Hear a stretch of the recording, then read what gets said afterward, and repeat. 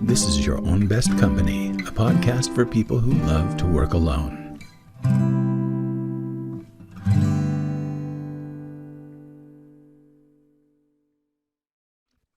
Hello there, everybody. I'm Franklin Taggart, and this is Your Own Best Company, a podcast for people who love working alone. I am one of you, and what we understand about each other is that it's okay to want a room with a door where we can do our best work uninterrupted for hours at a time. My guest today is a new friend, Lauren Lefkowitz, and I am delighted to know Lauren. We just met last week, was it? Yeah. For the first time, yeah. And Lauren is an executive coach. Now, one of the things that I love here is that she believes that fine is a trap. Now, when she asked me how I was doing today, when we first got on the call, I said, I'm fine. I very well may be trapped, Lauren. Fine is what we settle for when things are not actually fine, but we need to self-soothe to convince ourselves we're okay.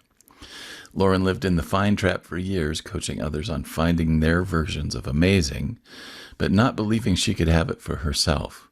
She worked 80-plus hour weeks while living with chronic illness, coaching on the side, and resigning herself to the fact that she couldn't have better than fine. As a compulsive hand raiser, Lauren interim managed nearly every department at some point, took on all the special projects she could put her hands up for, and dove deeply into taking on as much work as she possibly could. After breaking both of her shoulders chasing a robot vacuum, now that's a story we're going to have to follow, rendering her literally unable to hand raise, Lauren finally found her way to her own executive coach, learned that she could have what she assured everyone else they could have, and build her vision of amazing for her own life. Lauren, welcome to the show. Thank you so much. I'm so happy to be here. That's a great intro, and so many pieces there that we could dive right into. But I have to ask, what was it with the robot vacuum? I was at a point in my career where I was working 80 plus hours a week. At the time, I had just let go of interim managing 2 other departments and was still managing too many departments. But I was just on my way to thinking about leaving my job for something else. And I wanted to make everything perfect before I did, which is the trap of perfectionism, right? There are a lot of traps to fall into. And so I did a deep clean of my home. I cleaned the baseboards. I organized everything. I donated a bunch of stuff. I threw out a bunch of stuff. My underwear was in color order. And the very last thing I was doing was running my Roomba vacuum through my home to get all the nooks and crannies that I hadn't quite gotten to. And I'm working on my computer and sitting on my couch, and I see the Roomba going for the cord of an unplugged glass lamp, which was unplugged because it was the last thing I was going to donate. And I thought, oh, this is going to shatter. It's going to be a mess. I jumped up. I ran across the room to catch it before it caught the lamp cord. I slid in my socks on my wood floor, launched forward, reached out my hands to try to reach a table that I was not nearly close enough to, and fell flat forward with my arms over my head, and both of my shoulders broke. Oh my gosh. Yep. So did you have to wait there for a long time for help, or how did that work? Everybody pauses before they ask the next question, because what do you even ask? I know, right? Yes. So one of my better and worst qualities is my inability to just stay in one place and wait. And so I did manage to get myself up to a seated position. And then I couldn't stand. I couldn't use my arms to push down to stand.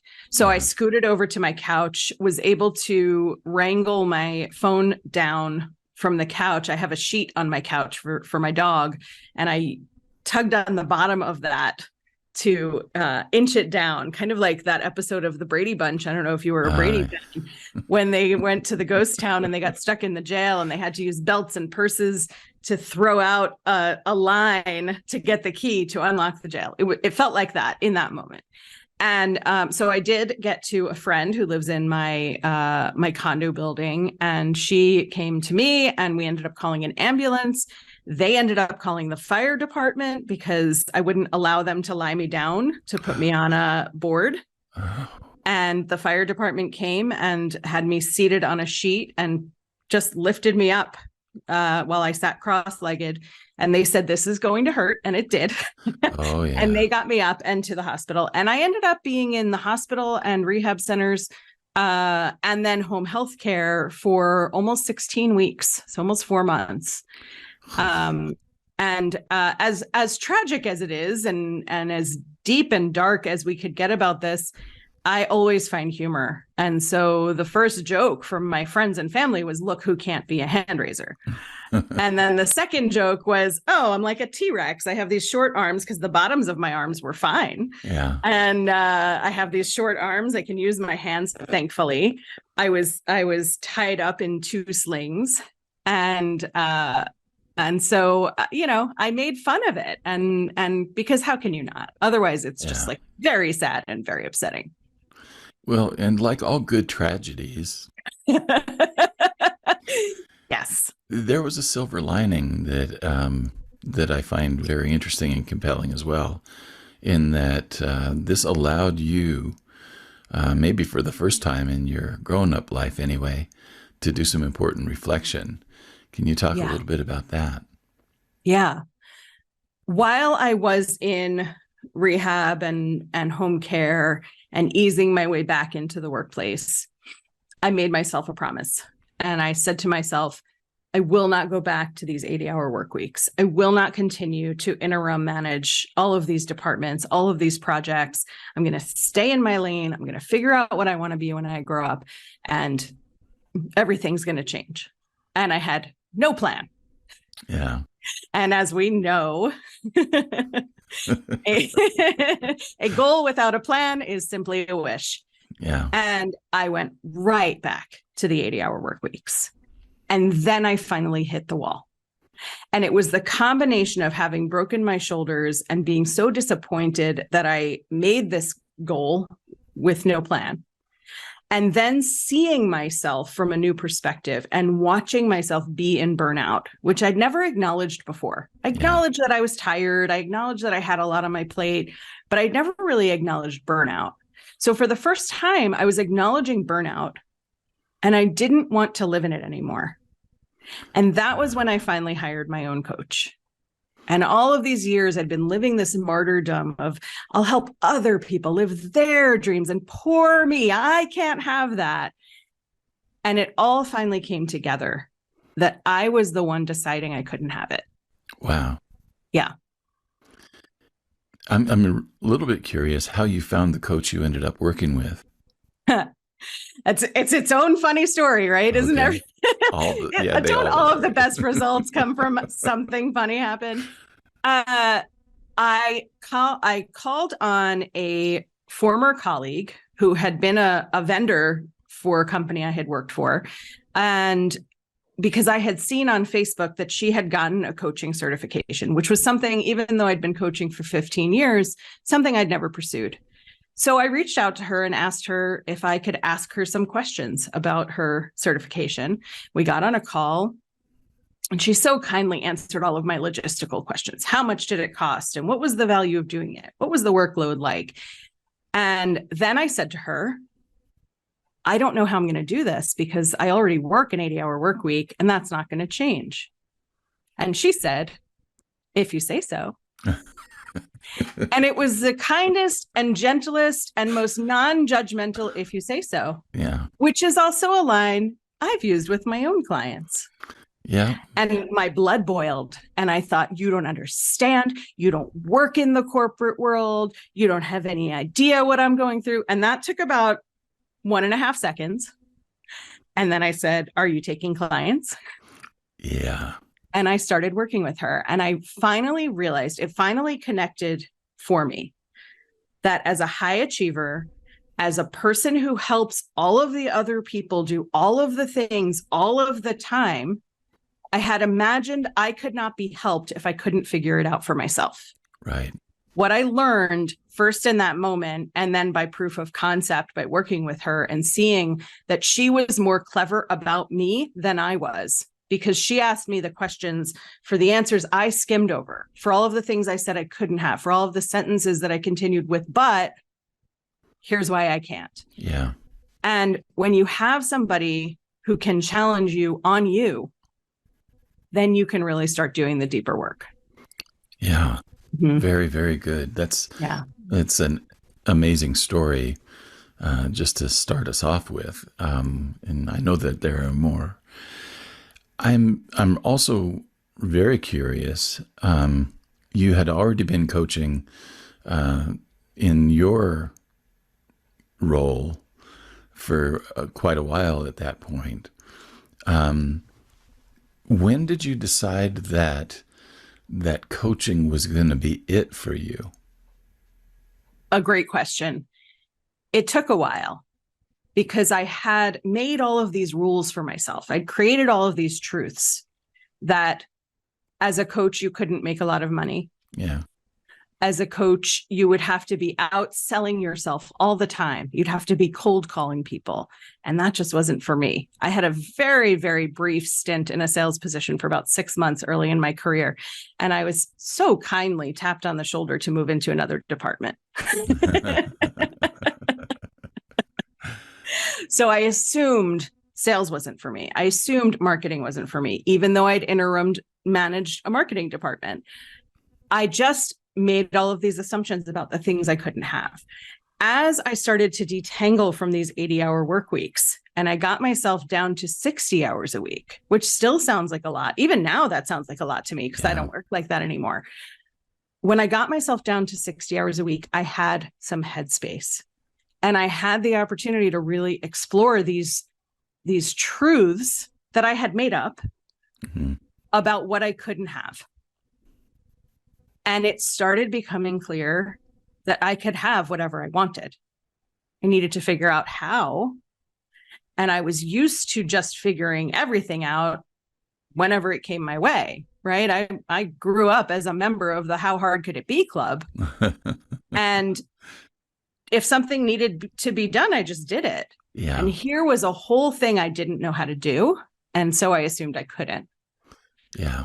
And as I had the headspace for it, I realized I could do it. I needed to create the space for it. I needed to create the resources for it. I needed to not do it alone. And this particular coach helped me with boundary setting and helped me with dreaming. Yeah. And recognizing that I could make those dreams come true. And then I worked with another coach who helped me build the business, because it's not an all-in-one solution necessarily. No. Depending on who you find and what your goals are and what you want to build, you need multiple resources around you. Definitely. Yeah. And it seems like to me that there's a coach for everyone at this point. So yeah. Well, you found your way into executive coaching, primarily with women, as I understand. Now, one of the things I'm going to say here is that you're one of the few executive coaches that really has executive experience. That is correct. And that really blows me away. I know that when I was spending a lot of time in the corporate realm, that was one of the observations that I made, is that there were a lot of folks that were doing executive coaching. They had no executive cred at all. And I think that you bring something to the table that that many others don't. And that's just simply that you have been there and have done that extensively. Mm-hmm. So can you talk a little bit about how your executive experience informs your coaching? Absolutely. I do work primarily with women, but that's not on purpose. So I want to start there. When I was in the corporate world, many of the people I coached, in fact, probably a little more than half, were men. Yeah. Because I was a straight shooter. I was easy to talk to. I wasn't quite as mushy as some of the other women in HR, and I wasn't quite as hands-off as some people in HR tend to be. Yeah. And since I have left the corporate world and have spoken about my own experiences as a high-achieving woman in the corporate world, more women have been attracted to working with me. So I do work with all genders, and I think it's just using my lived experience as a share point, not even really as partly as a marketing tool, but really as a share point is compelling for people, because there tends to be one or two me's in each office who picks up the slack for everyone else, who caretakes for everyone else, who is the person when there's a room full of people and somebody says, oh, who's going to wake up thinking about this every morning, is the person who says, I will, and puts their hand up in the air. Yeah. And each one of those people thinks they're alone because they're the one in their company. And so when you come together, when you hear my story and you hear stories of my clients, there's this aha that it is workable. It is changeable. So I think what is compelling about me having been an executive and a coach is that I get it and I get it. Yeah. Right. So the foundations of coaching are the same for all the kinds of coaches. That's the big secret, right? I get offended if somebody calls me a life coach or a relationship coach, and a relationship coach gets offended if you call them an executive coach, right? We all have our specialties, but the foundations of coaching are the same, right? Just like the foundations of sales, the foundations of marketing, they all have similar origins. The difference with an executive coach is really in understanding what executive presence actually means. Yeah. Spoiler, it does not mean a 1950s white man in a long sleeve dress shirt with a tie. It did for a long time. Yeah. And in some industries, it still seems like it does. But there are so many more outliers that being an outlier is becoming more normal. Well, talk to us a little bit about that executive presence. What does that now look like if it's not the IBM company man? Yeah. What is it? You don't have to carry a metal briefcase anymore. That's step one. Excellent. Leather will do. Yes. Exactly.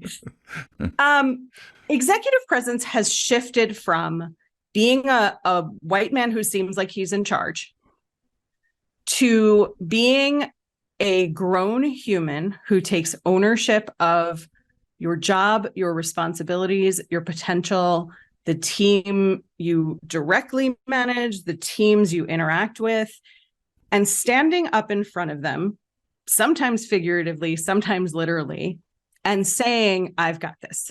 Yeah.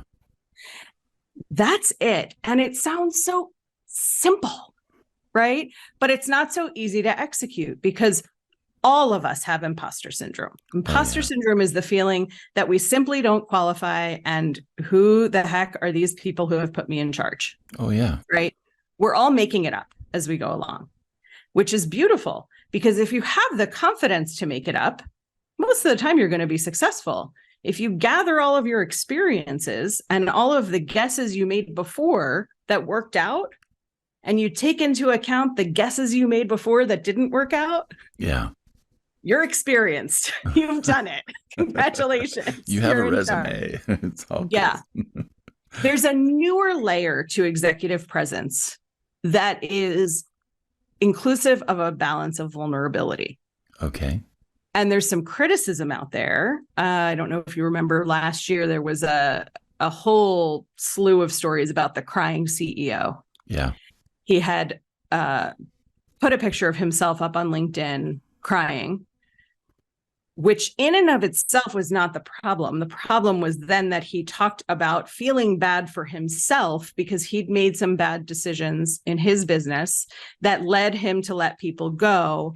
And he felt bad about his own business. Yeah. That is an example of the wrong kind of vulnerability.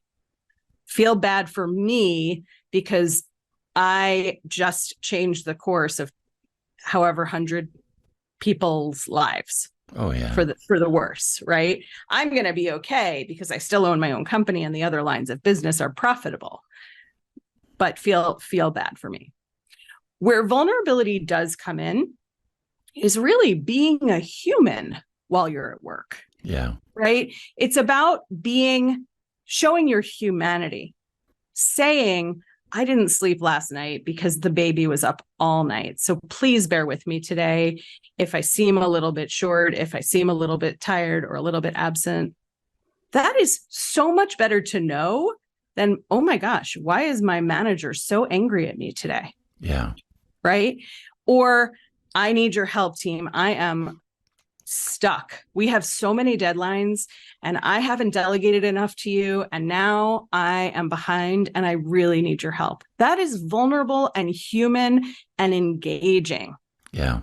Where if all of a sudden you don't explain that and you come in and you say, I need you to do this by Friday and I need this on my desk by Thursday, then you're a tyrant. Yeah. Right. So the vulnerability and the beauty of that comes in sharing the why.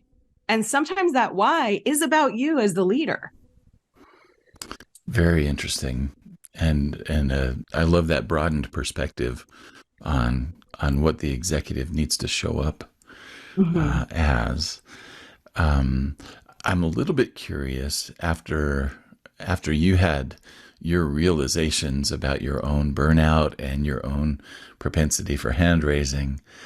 I'm very curious on how long it took you to actually change your habits in those areas. Like how hard did you actually have to sit on your hands in order not to raise them anymore?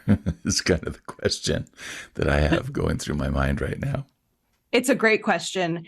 And my transition started after the beginning of the pandemic. So we were all working from home already. Okay. And what was lovely about that for me was that I literally could sit on my hands. Yeah. And nobody could see it. And for me, that became a signal. When I was in a meeting and I could tell something was coming, you could see me, if you knew, you could see me shift in my seat and go sit on my hands. Yeah. It wasn't fast, though. We don't build these habits quickly. I didn't get out of my crib into a bed and start working 80 hours a week. Yeah. I started in the corporate world at 37 and a half hours a week because I worked for a nonprofit. I worked my way up to 50 hours, to 60, 70, 80, sometimes 100 hours. Wow. Right? It takes time. It took me years. Thanks for the congratulations, but it took me years. Yeah, right. And right. And so you don't untangle from that overnight. If you do, like any new routine, any new set of habits, if you go to the gym for the first time in 15 years and you go all in and you spend 2 hours on the elliptical machine and you spend all this time with weights, you will go home and you will not be able to walk for a week and a half. It will take a long time. Yeah. And you will say to yourself, I will never do this again. So anything that you start is a few minutes here, a few minutes there, testing ground here, an idea to try there. And some of them pan out and some of them don't. So one of my habits was that when I got out of bed in the morning, my phone was in my face. Before I even walked the dog, yeah, I was checking to see what was on my calendar, what had come in the day before, after I stopped checking at 11 o'clock at night. I mean, who had time to message me? Where was I double booked? What did I need to move? What was the low hanging fruit that I could handle before I even went into the office? So by the time I got to the office, I had rearranged a couple of things, answered a few emails, probably taken a phone call on my way in. I'd worked 2 hours already. Yeah. And my very first habit change was not picking my phone up first thing in the morning. It was replacing my phone with a book for 15 minutes. Yeah. And I sat in front of a clock and I looked at the clock every 3 minutes. Like, is it time? Has it been 15 minutes yet? I was barely reading. I was building a habit. But it got me away from my phone for 15 minutes. And after a week, I increased it to a half hour. Yeah.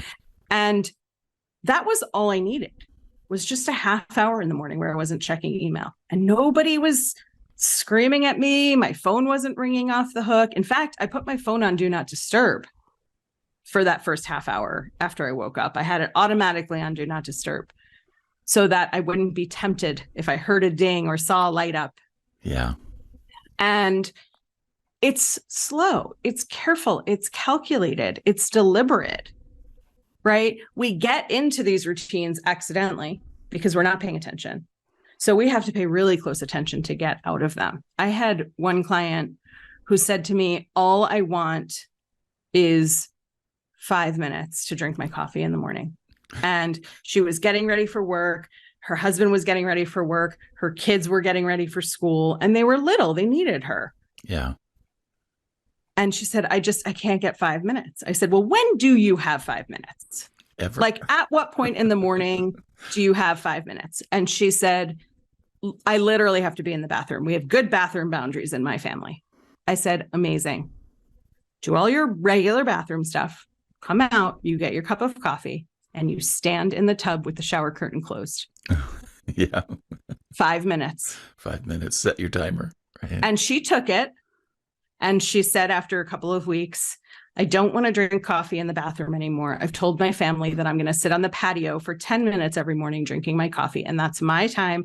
They can come out and talk to me if they want, but they can't ask me for anything. Oh, yeah.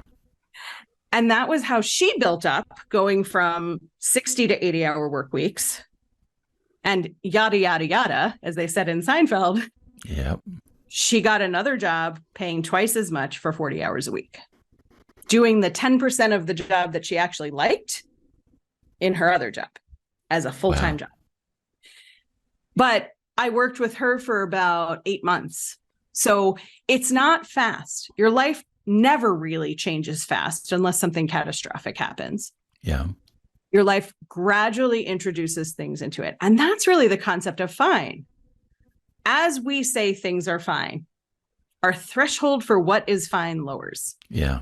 If I walked into a company on the very first day and they said, you're going to be working 80 to 100 hours a week, we're going to have you manage 2 departments that have nothing to do with your job, but we don't have anybody else to manage them. So you'll manage them.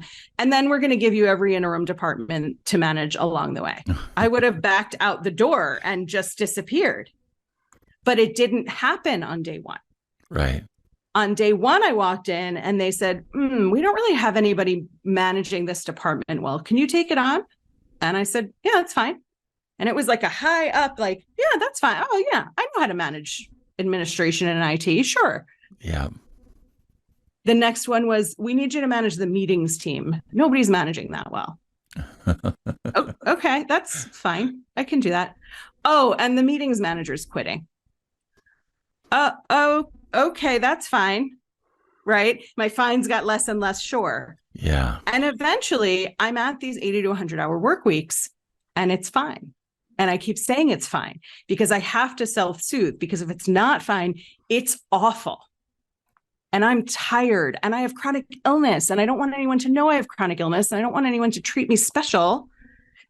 And so instead I just say yes to everything because I don't want anyone to think Lauren's too sick or too lazy to do this job. Yeah. What was driving that, Lauren? You know, I've always been a pleaser. I was a born pleaser. Yeah. And I've always been helpful and I've always been quick at figuring out how things work. So it began as flattering that I was being drawn into things. Throughout my whole career, it became flattering that people trusted me with things. I was always training somebody or developing somebody or being called to the parent company to help create or launch a project. And it was really flattering. And then while I was sick, I didn't want to give any of that up because I'd already been trusted. Yeah. And I didn't want anybody to know in the first company that I worked for while I was sick. I didn't want anybody to know I was sick. And so my way of hiding it was saying, like, count me in. I got all the energy in the world, whatever you need. Yeah. And I got into this cycle of working, putting all of my energy into work and sleeping. That was basically what I did. When I moved to the next company, the company that I was working 80 to 100 hours a week for, it was a nonprofit that focused specifically on advocating for patients with a rare lung disease. Oh, wow. So during my interview, I got to tell them that I am chronically ill. And there was such a beautiful freedom in that, because I said to them, if I knew what the collection of all of my illnesses was, which has never been discovered, and it had a name and there was an association that focused on that and that advocated for the me's of the world, I would feel so lucky. So the fact that you do this, I want to work here. And then I had this, in addition to my people pleasing, in addition to my already workaholic capabilities, I then added guilt. These people are sicker. These people are sicker than I am. Yeah. We have to serve them well. And who even knows if they are or not? Like the illness that I was working with, which was pulmonary hypertension, has all different levels of the disease and of living well or not living well, or eventually passing away from it. Yeah. So who was I to say who was sicker than me, right? But I thought, I've got to keep proving myself. And that's what I did. And I did it really well until I was super done with it. And I didn't want to do it anymore. And I remember the moment when the pandemic had just started. I was in the midst of interim managing the finance department, still managing the two departments I had no business managing, managing $1 million renovation project for a new office space. And HR, rightly so, was getting the pandemic information. That's where all of the laws and regulations were coming through. And the CEO came to me and he said, "What should we do, Lauren?" And I was an executive and I was HR and I oversaw most of the staffing stuff. And I remember thinking, I don't effing know. And I don't want you to ever ask me a question ever again. And I loved this CEO. I loved working with him. I would, if he hired me today for something, I'd be like, what do you need and where do I show up? And I was like my moment of breaking and saying, I can't do it like this anymore. The true end of the rope. Yeah. The people pleaser was no longer winning. Well, you bring up something that's very interesting to me, and that is that for those folks who have done any looking into psychology at all, we learn about ego strategies. Mm-hmm. And the thing that's really interesting is that the ego strategies that tend to get a bad rap are the ones like, being a controller or being, a control freak or a hyper controlling person or a narcissist or something like that. But one of the things that we very rarely talk about is that ego pattern of people pleasing and approval seeking. And I think that you've just given us the most brilliant story of that we could ever have, in that you were seeking that approval for legitimate emotional reasons. Mm-hmm. Right? And it ended up not being healthy for you. And people pleasing is just as controlling as all of the other things you mentioned. Yeah. It's a little bit more self-controlling, right? That you're trying to manage a narrative that you're trying to hide behind. Yeah. Right. And so you come out, I think in any ego-driven decision-making, there's a really superhero-like person on the outside, and on the inside, there's like a shivering child, right? Yeah. But the people-pleasing looks altruistic. Yes. And I think a lot of times it starts altruistic. And I think it did for me, that it started in this way that as a kid, I was never athletic. And for some reason, that always stuck with me as a shortcoming. Yeah. Now I don't care about it. But as a kid, I did, because a lot of kids were in sports and a lot of kids were competitive. And I was always like huffing and puffing at the end of the at the end of the track while the gym teacher was saying, "Hurry up, Lefkowitz." And so that always got me. So whenever I could be good at something else, it lifted me up. And I was really good at helping. And then when the chronic illness developed and I could still I felt that my body didn't work the way I wanted it to. Yeah. But I could still use my brain. I could still do the work. I could still bring the output and be successful. And so it was like a compensatory, I'm good enough if I'm doing and pleasing. But eventually it became a martyrdom because I didn't feel like I could step away from it. And then it became this sort of, I do everything for everybody and nobody really appreciates it. Nobody really knows how much I'm doing, and almost a resentment for myself for not saying how much I was working on. And in fact, I had lunch with that CEO I was talking about not too long ago, and he and I are both long out of the company.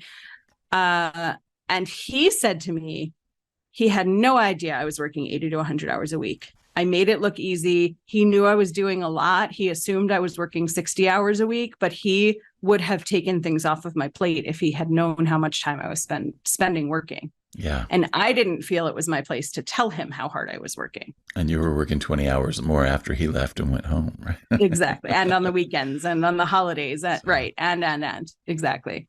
Okay. Yeah. Another curiosity that I have with your story, Lauren, is that, you talk about fine as a trap and, saying, okay, fine, just as kind of a self-soothing behavior. I really appreciate that you use that terminology. But one of the things that I want to dig underneath that a little bit for, this program really reaches more solopreneurs than anything else. And one of the things that I know from my own experience and the experience of many of the people that I've worked with is that there are certain ways that we settle for less than we should. Mm-hmm. And fine is a way, and fine is kind of a direct pathway to that. Yeah. But can you talk a little bit about some of the other ways that, particularly people who are self-employed or executives even, what are the ways that they settle in ways that are detrimental to themselves ultimately? Yeah. The biggest place I see it is in money. Okay. We all have a money story, right? We all have grown up with some way that our parents taught us money is. Yeah. And in a lot of cases, there's a scarcity mindset and there's a mindset of wealthy people are less caring. And there's also, I think, a sense, especially for solopreneurs. And I do have some clients who are solopreneurs, and I have some clients who are executives or leaders in their companies who become solopreneurs. Yeah. There is especially this feeling, which I've had myself, that if I'm really good at it, it can't be worth very much. Huh. Yeah. So when I started coaching, I didn't charge for it. It was a side gig. It was my pleasure. I was so glad to help. I couldn't understand how not everybody had this particular skill set. And I just thought, well, I'm a good listener, so people come to me. Yeah. Well, eventually I realized I was also especially good at something not everybody is especially good at. So I started charging a little, $200 here, $500 there. I always felt a little bit bad about it. I always did more for those people than they were asking for. Yeah. Let's hop on one more call so I can talk to you about negotiating, right? And eventually doing some work on my own money story and learning the value of the services that I provide. Even today, I have finally started charging the rates that executive coaches charge. Yeah. For the first couple of years that I took this seriously and started charging more reasonable rates, I still was charging less than most executive coaches. Yeah.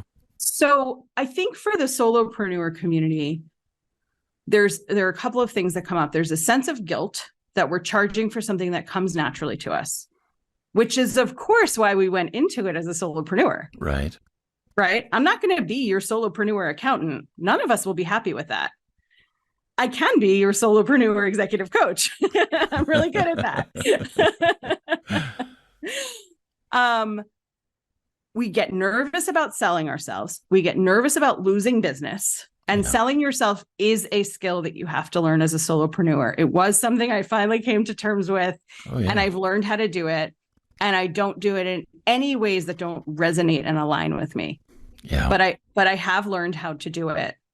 And so if your business is web design or software development or audio or video or accounting, get really confident in that. Yeah. And find out what the value is of that. Don't do it on Fiverr or Upwork to find out, because the rates on those sites are all over the place. Yeah. And it's It's not generally a gonna race help to the you. bottom. Yeah, exactly. And so it's really, as a solopreneur, understanding, learning what the value of your services are, and being willing to stand for that, and being willing to say no Yeah. to a client. In fact, just today, I had a potential client who said yesterday that she wants to work with me. She was very excited. I'm so excited about her. And she came back this morning and she said, I can't pay what you're asking me to pay. And I said, well, tell me what your budget is. Like, maybe we can meet somewhere in the middle or change the arrangement a little bit. And she came in at 1/5 of what I charge. Yeah. And I have to go back to her now, and I will, and say, we're just too far apart. Yeah. It's not worth it to me to cut my rate by 5 Yeah. That's to just have a client. I give a high level of service, and my clients' lives change when they work with me. And I'm really confident in saying that, partly because I'd been good at it for a bunch of years, partly from experience now, having been a solopreneur for a couple of years and seeing those proven results when I'm doing this as a business full time. yeah. So getting confident in the money, I think, is the hardest thing for solopreneurs. And I think is a big reason why we lose faith in ourselves and we take contracting jobs that pay half of what we think, our services are worth, or we do go on Fiverr or Upwork and we cut our rate to try to be lower than the next guy so that we can get the business, right? There's a threshold where the volume of business versus the income no longer makes sense. And if you're working so hard all the time just to make ends meet, you're not thriving in your business. Talking a little bit more about other areas where people settle where they don't have to. What are some of those other areas? Yeah. I think we settle in the kind of work we accept. Yeah. We accept work that's adjacent, but not quite what we do. The number of hours that we work. So I'm the odd solopreneur who went from working absolutely bonkers hours to less than a 40-hour week most of the time. Yeah. The other day I had an 11-hour day and I was like, who can do this? I used to work 15-hour days. And so we settle on money, we settle on hours, we settle on adjacent jobs that we can do, but we don't want to do. Yeah. And we settle on doing it all. So I know your podcast is about people who like to work alone. Yeah. Alone doesn't mean lonely. It doesn't mean isolated. Yeah. So the first thing when I moved out, even though I have managed a finance department, the first thing when I moved out was that I made sure that I had enough money to cover an accountant / bookkeeper, because I can do that work. It takes me twice as long as it should. Oh, yeah. And I don't like it. I hate it. So if I was going to outsource something, it was going to be accounting. Yeah. So I made sure that I had the savings to put into accounting. Eventually, as much as I love writing and I'm happy to go on live videos and that sort of thing, eventually I want to outsource some of my social media and email marketing. Yeah. I'm not there yet. And as a solopreneur, you have to build up whatever your milestones are to be able to outsource different things. But alone doesn't mean in isolation. No. And so as I continue to build, I plan to be solo for quite some time. But I also still have a coach. Actually, I have 2 coaches for 2 different things. Yeah. I also have a therapist, which I think is super important, right? Coaching is where do you want to elevate above this line of fine? Yeah. And therapy is what do you need to address below this line of fine? That's a great way to think about it. And then I think we settle into fine on balance. And so no matter the number of hours you're actually physically working, if your brain is always on the business and the worry and the scarcity and how am I going to do this and how am I going to balance this, you're working far more hours than you're admitting you're working. Yeah.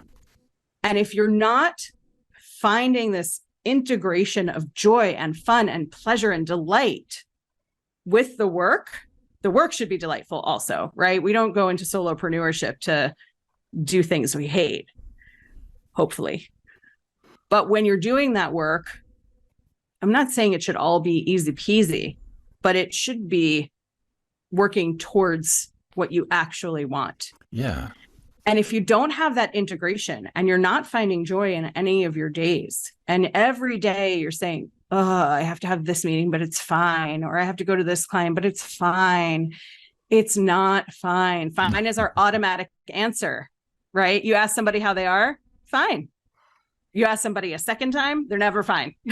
They're either great, things are awesome, or things are really bad and they didn't want to burden you with it. So there are a lot of places where we settle for fine. And it's really noticing it. You noticed it at the beginning of our conversation. Yeah. And once people hear fine as a trap and they start resonating with fine and with my message, I get messages all the time from people who say, I realized this morning I wasn't okay when my spouse asked me how I was and I said fine, and I realized I wasn't fine. And every time I hear the word fine, I think of you. Yeah. And that's what I want, because the message is fine isn't a place. It's like a nebulous nothing. Yeah. And nobody lives in a nebulous nothing. It's more of a, I'm not ready to talk yet. So can we wait? It is. And it actually swings both ways. Yeah. Because sometimes we're amazing and we don't want to brag, or we don't know how to celebrate ourselves. Or we just we don't want to make the other person feel bad, right? Yeah. If somebody comes to you with their story and they're having a really hard time and they say, enough about me, how are you? You're compelled to say, I'm fine. Yeah. Instead of, I'm incredibly successful, super happy, and having fun all the time. Thanks for asking. Yeah. Sorry about your life. Yeah. That's not how we want to be. Here's it, and here's your nose in it. Lauren, that's wonderful, wonderful insight, and thank you so much for bringing it to us. There are a couple of things before we wrap up today that I'd like to make sure people know about. One of them is that I signed up for your mailing list, and it's one that I think everybody needs to check out, because you really put some wonderful time into the messages that you send out. And I've appreciated the handful that I've already gotten, and I'm looking forward to more. But I just found out before we started the recording today that you have a podcast. Now, this didn't come up in our conversation the other day. Yes, I do have a podcast. So let's hear about that. Yeah, thank you. I have a podcast with a partner, John Spears, who's also an executive coach. And also he is still in the corporate world. So he is coaching on the side. And it's called I Could Talk to You All Day. It's a podcast for leaders about leadership and about how to be a leader and also be a human being. So we talk about topics like executive presence and imposter syndrome and the pressure to perform. And in fact, our most recent episode was about isolation and loneliness, and how and why, as executives, as solopreneurs, as entrepreneurs, we isolate ourselves because we think we're the only one. Yeah. And it's a really vulnerable and raw kind of conversation that John and I have about our own experiences as leaders and our clients' experiences, our communities and coworkers' experiences. And we've just hit a year of Very episodes. Good. Yeah. Well, congratulations on that. Thank you. So I could talk to you all day. Exactly. All right. And we'll have a link for the Spotify source for that, but you can probably find it, I would guess, on every other podcast platform. We are on all the audio platforms. All the audio. All right. Yes. Any chance that you're going to be doing video? We haven't decided to yet, but there's no particular reason why. So perhaps we will. So the last question that I have before we finish up is, If you were to give advice to that person who is in the midst of working 70, 80, 90 hours a week, if you were to tell them one thing right now that you think would make the biggest difference to them, what would it be? Be in community. Okay. That's the advice. I spent a lot of time thinking I was the only one who felt the way I felt. And as I started networking more, and as I started building my own community through LinkedIn, through introductions, through other forms of networking, being in groups, I learned there were so many more people like me. And wherever you look, there will be people like you who are either solopreneurs on their own solopreneur journey, who are in the corporate world and trying to get out into the solopreneur world, everything in between. There are people who you will resonate with, who will be a step ahead or a step behind, who you can either help or be helped by. And it helps you to know that you're not alone. Oh, that's great. Wonderful place to start and a wonderful place to stay. Community is everything, right? Yes. Lauren Lefkowitz, this has been a wonderful, wonderful conversation, and I hope it's just the first of many. But I also would like to remind people that they can find you at laurenlefkowitzcoach.com. Remember to put the coach part in there, otherwise you're going to be finding a Lauren Lefkowitz that you don't want to find. I don't know who she is, but she doesn't know anything about executive coaching. Well, Lauren, thank you so much for being my guest today. And I just appreciate so much all that you've brought our way. Thank you so much, Franklin. It's been a pleasure. Thanks for listening to Your Own Best Company. If you enjoyed the show, would you do me a favor and subscribe on YouTube, Spotify, Apple Podcasts, or your favorite podcast host? If you really love it, leave me a review or share it with your circles. If you feel like your career is reaching a dead end, or you're feeling a deep sense of dissatisfaction in your work right now, I help people discover their gifts and then find or create new opportunities that are the best fit for their talent, experience, and lifestyle. Email me at coaching@franklintaggart.com for more information. I also help people start, finish, and launch creative projects, and I offer an ongoing marketing mastermind for solopreneurs and freelancers. More information on these programs and services can be found at franklintaggart.com. Thanks again for spending this time with me.